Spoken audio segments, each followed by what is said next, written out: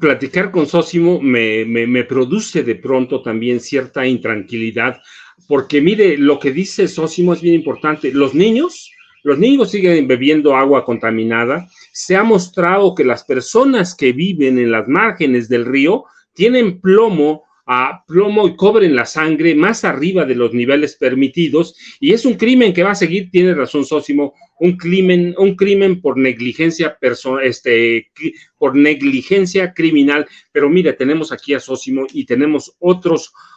temas que tratar con él. Yo sé que podemos platicar del Grupo México, de Germán Larrea Mota Velasco, de pasta de conchos, de otros accidentes, entre comillas accidentes, que ya ahora vemos que pueden calificar como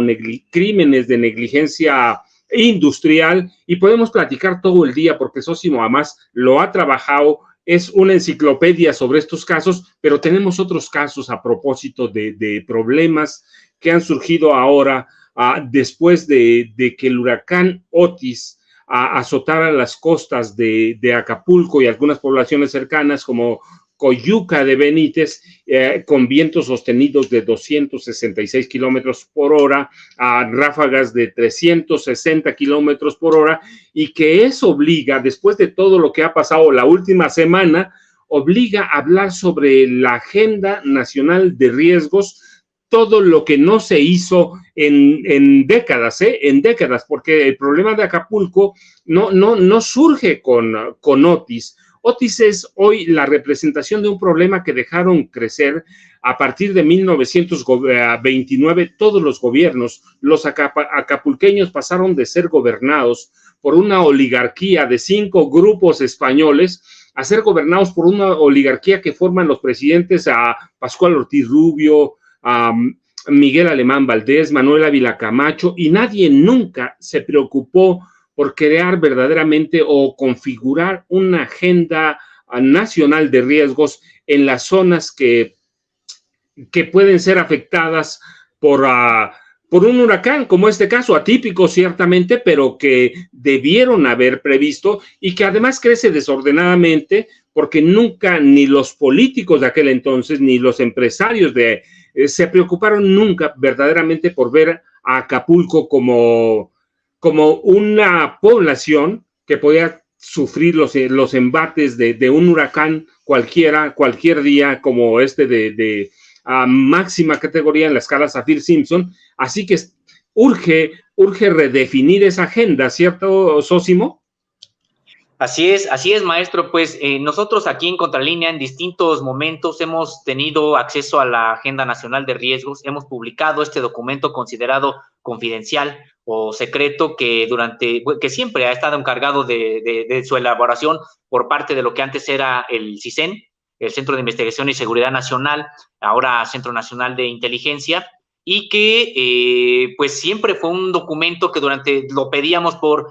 transparencia, etcétera, siempre se nos decía, es uno de los documentos que no pueden ser revelados porque es un asunto de seguridad nacional. Y nosotros siempre cuestionamos eso porque decíamos, bueno, pero ¿qué puede tener? No pueden a poco hacer una versión pública de la Agenda Nacional de Riesgos, porque pues también la población tiene derecho a saber de qué se le está protegiendo, de qué supuestamente los organismos de inteligencia de este país le protegen. Y siempre hubo negativas para conocer la Agenda Nacional de Riesgos, y después pudimos nosotros obtener en distintos años las versiones de la Agenda Nacional de Riesgos. Y ahí nos dimos cuenta también cuál era la razón de que no quisieran en realidad mostrar la Agenda Nacional de Riesgos. Y es que veíamos, cuando ya tuvimos acceso a distintas versiones, la primera versión que tuvimos acceso fue en 2013, después en 2016 y después otra en 2019,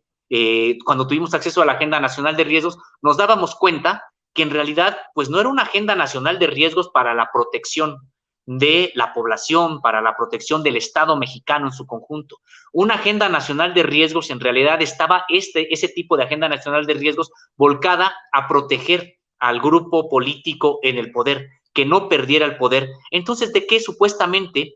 protegían las agencias de seguridad de este país al Estado mexicano? en realidad a quienes consideraba pues actores que atentaban en contra de la viabilidad, decían ellos, del Estado mexicano, pues veíamos a grupos de estudiantes, grupos de campesinos. Recuerdo que, por ejemplo, estaba los de San Salvador Atenco, estaba que el ESME,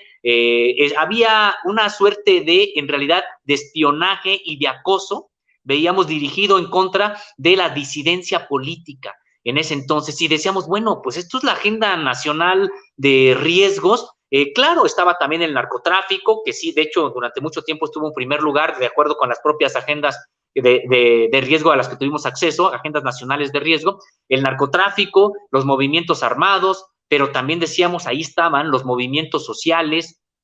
y que hasta en los últimos lugares estaban, por ejemplo, aquellos que tenían que ver con el propio cambio climático, con los desastres naturales. Y lo que hemos estado nosotros señalando durante todo ese tiempo, que es que este tipo de riesgos son en realidad los que tendrían que estar en primer lugar, quitarle a la Agenda Nacional de Riesgos ese enfoque de persecución política que durante mucho tiempo lo tuvo. Hoy hemos tenido noticia que sí, ya con el actual sexenio ha cambiado la Agenda Nacional de Riesgos, han colocado en los primeros lugares, por ejemplo, a lo que tiene que ver con la pobreza, que es también algo que no contemplaba la Agenda Nacional de Riesgo de los gobiernos pasados. Ahora en los primeros lugares está precisamente la pobreza, la desigualdad. Han tratado de reconfigurar, pero me parece que también la propia actual Agenda Nacional de Riesgos tendría que reconfigurarse y pensar en que los desastres naturales tendrían que estar en los primeros lugares. ¿Por qué? Porque, bueno, así como sabemos que la Ciudad de México es una región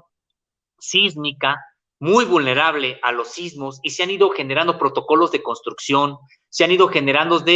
protocolos de acción en el momento en que ocurre, por ejemplo, un sismo, y que incluso pues hay alarmas, la ciudadanía de la Ciudad de México sabe que tiene que pues desalojar en lo posible los propios edificios, las casas habitación, etcétera. Pues así tendría que generarse una suerte de protocolos pues en todo el Pacífico, porque si bien este huracán fue extraordinario en el sentido que en 12 horas pasó de ser tormenta tropical a huracán categoría 5, y era imposible realmente de prever esto. Estados Unidos también ha señalado que no, los científicos estadounidenses que tampoco lo previeron, no solamente no lo previeron los mexicanos, sino también los de, por ejemplo, Estados Unidos. Pero hay algo que sí ya sabíamos, y sabíamos que el fenómeno del Niño iba a tener huracanes, mayor número de huracanes en esta temporada, que íbamos a tener huracanes probablemente más intensos. Eso sí, ya lo sabíamos, como también sabíamos que esto va a venir acompañado de sequías muy importantes en otros periodos del año. Entonces, ya tenemos eso, y creo que la Agenda Nacional de Riesgos tiene que empezar a ocuparse de estos temas, porque tenemos pues dos litorales, tenemos el Océano Pacífico por un lado y tenemos al Caribe y el Golfo de México por otro. Es decir, México es vulnerable a la acción de los huracanes. Entonces, creo que la propia Agenda Nacional de Riesgos tiene que generar herramientas que después son para la cuestión política, instrumentos políticos para que prevenir este tipo de desastres.